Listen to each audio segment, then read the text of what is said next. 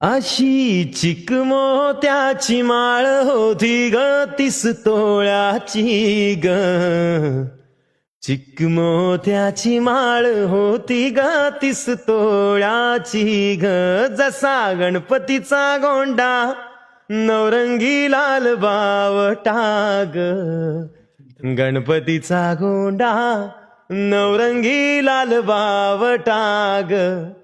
अशा चिकमाळेला रेशमी नवशान तो राग.